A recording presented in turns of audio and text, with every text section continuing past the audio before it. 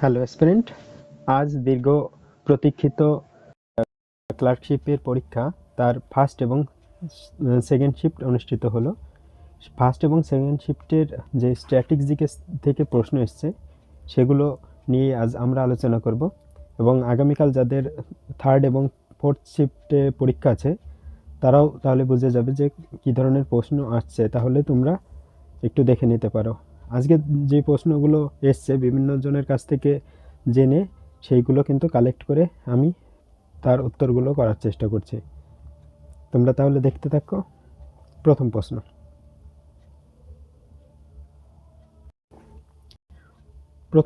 রয়েছে অ্যারোগ্রাফিক বৃষ্টিপাত কিভাবে হয়? অ্যারোগ্রাফিক বৃষ্টিপাত পাহাড়ি অঞ্চলে হয়। অ্যান্সার হবে যখন পাহাড়ের এক পাশে আর্দ্র বাতাস উঠে যায়। ছবিতে রয়েছে এভাবে উপরে উঠে কিন্তু যে বৃষ্টিপাতটা হয় সেটা অ্যারোগ্রাফিক বৃষ্টিপাতের উদাহরণ। পরের প্রশ্ন, সম্প্রতি কোন ভারতীয় শাটলার বন আন্তর্জাতিক শিরোপা পেয়েছেন? বন আন্তর্জাতিক শিরোপা পেয়েছেন তানভি শর্মা। নিচে ছবি দেওয়া রয়েছে এবং ইনি একজন ব্যাডমিন্টন প্লেয়ার। পরের প্রশ্ন, সারঙ্গী বাদক কে ছিলেন? প্রশ্নটা ছিল সারঙ্গী বাদক কে ছিলেন। অপশনটা কি ছিল সেটা ঠিক জানা যায়নি, তাই এখানে কয়েকজন সারঙ্গী বাদকের কিন্তু আমি উদাহরণ দিয়ে দিয়েছি। তোমরা যারা পরীক্ষা দিয়েছো তারা বলবে অপশনে কীরকম ছিল। প্রথমে রয়েছে উস্তাদ সাবরি খান, রাম নারায়ণ, অরুণা নারায়ণ, কমল সাবরি। এনারা কিন্তু সকলেই কিন্তু ছিলেন এই সারঙ্গী বাদক। পরের প্রশ্ন,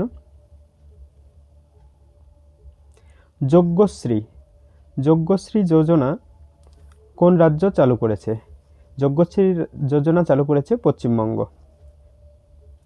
পরের প্রশ্ন, যে রাজ্যের সাথে মায়ানমারের সীমানা স্পর্শ করেনি? কোন রাজ্যের সাথে মায়ানমারের সীমানা স্পর্শ করেনি? এখানে কোন অপশন ছিল সেটা জানা নেই, তার জন্য এখানে দুটো অ্যান্সার করেছি, আসাম এবং ত্রিপুরা। কারণ এই আসাম এবং ত্রিপুরা এই দুটো রাজ্যেরই কিন্তু মায়ানমারের সাথে কোনো সম্পর্ক নেই। তোমরা একবার ম্যাপ দেখে নিতে পারো। ম্যাপে আমরা দেখতে পাচ্ছি এই মায়ানমারের সঙ্গে, এটা হলো মায়ানমার এই অংশটা, এই মায়ানমারের সাথে কিন্তু নাগাল্যান্ড, অরুণাচল প্রদেশ, মণিপুর, মিজোরাম এই সবগুলোর কিন্তু একটা সম্পর্ক রয়েছে, সীমানা রয়েছে। পরের প্রশ্ন, আইসিসি বলেছে আইসিসি টি-20 2026 আয়োজক দেশ কোনটি? আসলে শ্রীলঙ্কা এবং ভারত এই দুটি দেশই কিন্তু একসাথে আয়োজন করবে 2026-এর টি-20 ওয়ার্ল্ড কাপ। পরের প্রশ্ন, লেক কোন দেশের মুদ্রা? লেক মুদ্রাটি আলবেনিয়া দেশের।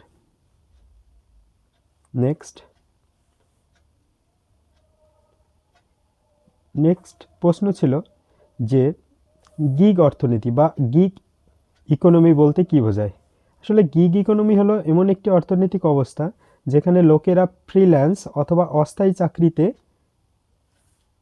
চাকরিতে কাজ করে বিভিন্ন বেতনের জন্য আলাদা কাজ করে। তাহলে কি গিগ অর্থনীতি একটি অর্থনৈতিক ব্যবস্থা যেখানে লোকেরা ফ্রিল্যান্স বা অস্থায়ী চাকরিতে, মানে পার্মানেন্ট জব নয়, সেরকম কাজ করে এবং বিভিন্ন বেতনের জন্য আলাদা কাজ করে। এখানে কিন্তু এদের যে স্যালারি স্ট্রাকচারটা সেটা কিন্তু আলাদা হয়ে থাকে। পরের প্রশ্ন এসছে অস্কার থেকে প্রশ্ন এসছে 2024 সালে কোন চলচ্চিত্র পুরস্কার অস্কার পেয়েছে? Answer Oppenheimer. আমরা জানি এই ওপেনহাইমার পুরস্কারটি কিন্তু এই বছর 7টি বিভাগে অস্কার পুরস্কার পেয়েছে।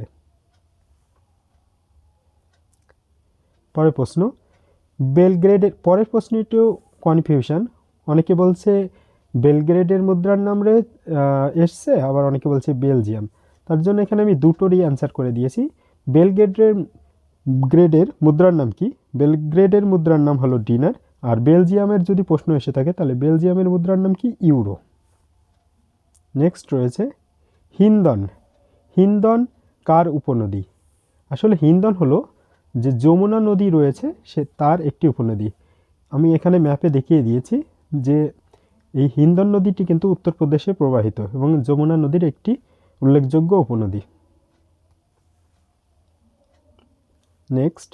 নেক্সট এসছে প্রণব মুখার্জি কবে ভারত রত্ন পুরস্কার পান? প্রণব মুখার্জি ভারতরত্ন পুরস্কার পান কিন্তু 2019 সালে।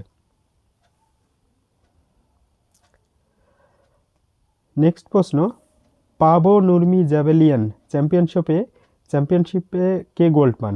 অ্যান্সার আমাদের golden boy Neeraj Chopra.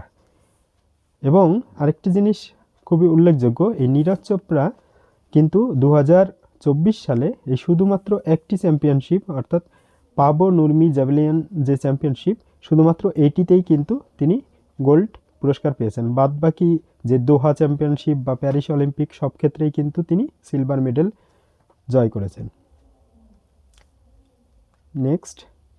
Next কয়েকটি প্রশ্ন, এটিরও আমি অপশনটা ঠিক কি ছিল এগুলো কিন্তু আমি ঠিক জানতে পারিনি, তার জন্য প্রশ্নটা এরকম ছিল যে কোন বীজ ব্লু ফ্ল্যাগ সার্টিফিকেট পেয়েছে? ভারতের কোন বীজ ব্লু ফ্ল্যাগ সার্টিফিকেট পেয়েছে?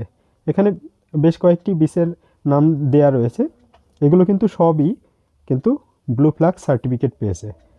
রয়েছে প্রথমে কাপাড বীজ ইন কোজিকোড, অর্থাৎ কেরালার যে কোজিকোড এটা কিন্তু 2024-এ কাপাড বীজ যেটা সেটা কিন্তু ব্লু ফ্ল্যাগ সার্টিফিকেট পেয়েছে। আরেকটি 2023-24 সেশনে কিন্তু যে সোনাপুর বীজ যেটা উড়িষ্যায় অবস্থিত এটিও কিন্তু বীজ ব্লু ফ্ল্যাগ সার্টিফিকেট পেয়েছে। আর একটি উল্লেখযোগ্য স্ট্যাটিক জিকে হতে পারে যে পুরী বীজ যেটিও কিন্তু উড়িষ্যায় অবস্থিত, এটি এশিয়ার প্রথম সমুদ্র সৈকত যেটি নীল পতাকার সার্টিফিকেট বা ব্লু ফ্ল্যাগ সার্টিফিকেট পেয়েছিল 2023 সালের সম্ভবত সেপ্টেম্বর মাসে। আর পরে একটি ইতিহাস থেকে পরে দুটো প্রশ্ন আছে যে দুটি কিন্তু ইতিহাস থেকে। প্রথম প্রশ্ন রয়েছে যে খিলাফত আন্দোলন এর সাল কত সালে খিলাফত আন্দোলন হয়েছিল? 2019 সালে। পরের প্রশ্ন, প্রজাস্বত্ব আইন এর সালটা কিন্তু জানতে চেয়েছে। প্রজাস্বত্ব আইনের সালটা হলো 1885 সাল বা বেঙ্গল টেনেসি অ্যাক্ট যেটাকে আমরা বলে থাকি। এবং আরেকটা জিনিস এর সঙ্গে আমি যুক্ত করব, এখানে যে ছবিটি রয়েছে ইনি একে ফজলুল হক, যাকে আমরা কি শের-ই বঙ্গাল নামে কিন্তু জানি, ইনি কিন্তু এই প্রজাস্বত্ব আইন এর এক গুরুত্বপূর্ণ ব্যক্তিত্ব। পরের প্রশ্ন,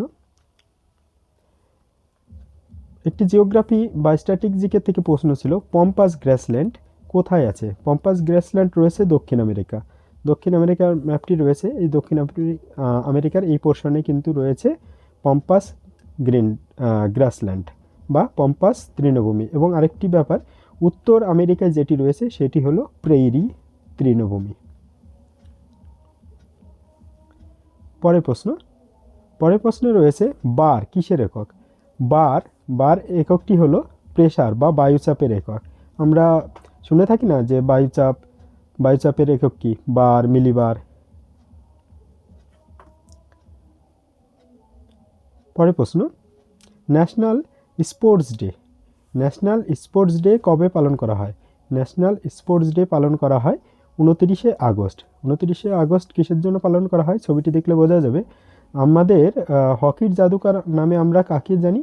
মেজর ধ্যানচাঁদ। সেই হকি প্লেয়ার ধ্যানচাঁদের জন্মদিন উপলক্ষে কিন্তু এই ন্যাশনাল স্পোর্টস ডে বা জাতীয় যে খেল দিবস সেটা কিন্তু আমরা পালন করে থাকি। পরের প্রশ্ন রয়েছে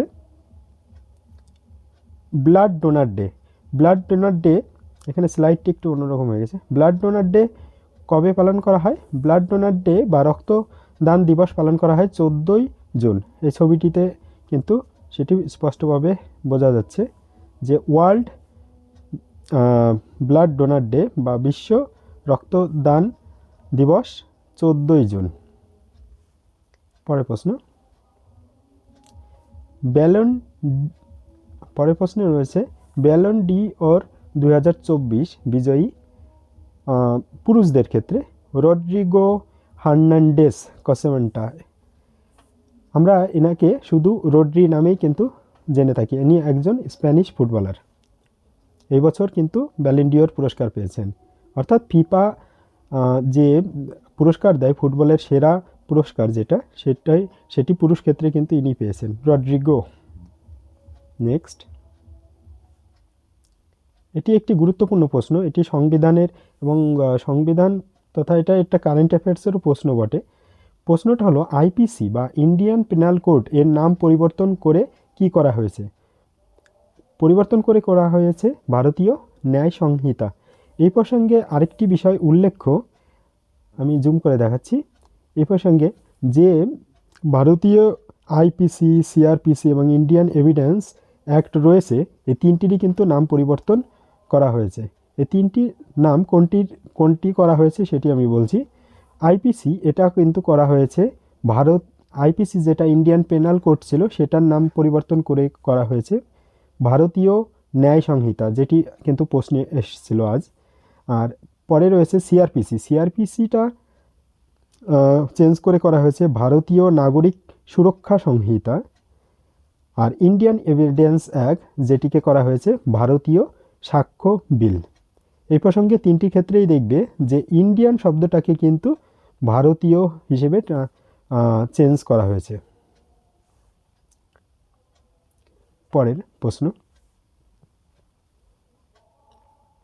পরের প্রশ্নটাও একটি সংবিধান থেকে এসছে। প্রশ্নটা হলো ৭৩তম সংবিধান সংশোধনী কিসের সাথে যুক্ত? ৭৩তম সংবিধান সংশোধনী কিসের সাথে যুক্ত? পঞ্চায়েতি রাজ। আর আমরা জানি এই ৭৩-এর পরে ৭৪তম যেটি, সেটি কিন্তু পৌরসভার সাথে রিলেটেড। এগুলোই আমি কালেক্ট করতে পেরেছি। এবার আর কি কি প্রশ্ন এসেছিল তোমরা কিন্তু সবাই কমেন্টে জানাবে, আর তোমাদের পরীক্ষা কেমন হলো সেটাও জানিও। আর আগামী দিন যাদের পরীক্ষা রয়েছে তাদের জন্য শুভেচ্ছা রইল। All the very best. তাহলে সবাই ভালো থেকো, দেখা হচ্ছে পরের ভিডিওতে।